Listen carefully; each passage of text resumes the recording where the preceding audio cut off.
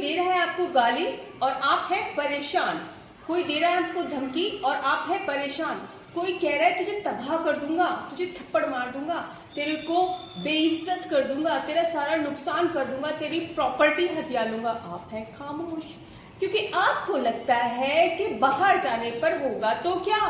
सिर्फ धमकी देने पर तो पुलिस अरेस्ट करेगी नहीं और मेरे पास कोई सबूत भी नहीं है तो करूंगा क्या। तो आपके आज सारे सवालों के बाद एक जवाब सामने आता है कि हाँ आप बहुत कुछ कर सकते हो। और जो वो व्यक्ति कह रहा है ना तू कुत्ता है, कमीना है, गधा है, तुझे मैं बर्बाद कर दूंगा, तेरे को मैं कहीं का नहीं छोड़ूंगा, तेरी बेइज्जती कर दूंगा, तेरी प्रॉपर्टी को हथिया लूंगा, तू बाहर तो निकल, तुझे देखता हूं मैं, ऐसे जो कर रहा है ना उसको सजा हो सकती है। कैसे,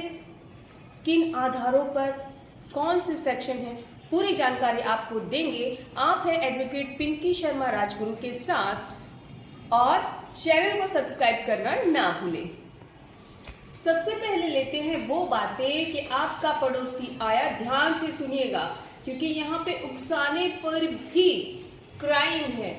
आपका पड़ोसी आया और बोलने लगा बाहर निकल तुझे देखता हूँ, हरामजादे बाहर निकल तुझे देखता हूँ। अब आप अंदर बैठे बैठे शांति से सुन रहे हैं कि चलो झगड़ा नहीं हो, झगड़ा नहीं हो, झगड़ा नहीं हो, लेकिन इन लास्ट वो आपको इतना बेइज्जत करने लगा गली में कि आप बाहर गए और आपने उसको मार दिया थप्पड़। तो इसके अंतर्गत आपको अभी करना क्या है, आप खुद पुलिस स्टेशन जाइए कि ये मुझे इस तरह से उकसा रहा है। उकसाने पर भी एक क्राइम बनता है क्योंकि आपको उसने उकसाया और फिर आपने ये क्राइम किया। ठीक है, तो आपके पास वीडियो या फिर ऑडियो कुछ तो आपके पास होगा जिससे आप ये साबित करेंगे कि इसने मुझे उकसाया है, इसलिए मैंने इसको थप्पड़ मारा है या फिर गाली दी है। तो यहाँ पे अगर उसने उसको आपको उकसाया है वो क्राइम करने के लिए जो आप नहीं करना चाहते थे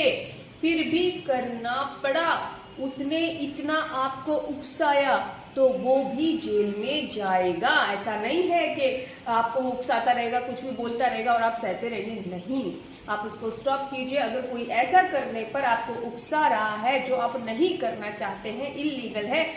तो वो क्रिमिनल है, आप उसको भी सजा दिलवा सकते हैं आईपीसी के सेक्शन 504 के तहत। अब आता है कि आपको कोई गाली दे रहा है, आपकी प्रॉपर्टी नष्ट करने को बोल रहा है, आपको बेइज्जत करने पर बोल रहा है, आपके फोन, आपका जो पर्सनल वीडियो है या पर्सनल फोटो है उसको वायरल करने को बोल रहा है, तो होगा क्या। देखिए, अगर आपको ऐसा कोई कह रहा है, अब मान लीजिए मैं एग्जांपल दे रही हूँ, आपका केस चल रहा है प्रॉपर्टी का और जिसके खिलाफ चल रहा है वो आपके घर आता है कि प्रॉपर्टी मेरे नाम कर दे, नहीं तो तेरे बेटे को उठवा दूंगा, नहीं तो मरवा दूंगा, ठीक है, कि बाहर जाने लायक नहीं रहोगे, या पर्सनल वीडियो मेरे पास जो आपका है वो मैं वायरल कर दूंगा, कुछ भी ऐसी धमकी दे रहा है, तो आईपीसी सेक्शन 506 के तहत वो दोषी है और उसको 2 वर्ष तक की सजा, जुर्माना या फिर दोनों हो सकते हैं। तो ध्यान रखिएगा, अगर सिर्फ गाली गलौज कर रहा है, आपको धमकी दे रहा है, तो डरिएगा नहीं, आप उसको सजा दिलवा सकते हैं। अब इसमें आता है कि मान लीजिए वो ऐसी धमकी दे रहा है, जान से मारने की धमकी दे रहा है, आपकी प्रॉपर्टी को लॉस करने की धमकी दे रहा है, चरित्र पे उंगली उठाने की धमकी दे रहा है, आपको बदनाम करने की धमकी दे रहा है, ऐसी कोई धमकी जिसमें कि 7 वर्ष तक की सजा हो सकती है, तो इसका भी दोषी पाए जाने पर उस व्यक्ति को जो इस तरह की धमकी दे रहा है, आपको टॉर्चर कर रहा है, आपका घर से निकलना बाहर हो गया है, आपका सेल्फ डिपेंडेंट होना बाहर मुश्किल हो गया है, तो अगर ऐसी कोई धमकी दे रहा है तो उसको भी 506 के तहत 7 वर्ष तक की सजा हो सकती है। और यहाँ पे ये क्लियर करना बहुत ज़्यादा ज़रूरी है कि इसमें ज़्यादा सबूतों की ज़रूरत नहीं होती है। आपके पास अगर वीडियो है, ऑडियो है या छोटे मोटे सबूत है तो भी आप इसको साबित कर सकते हैं।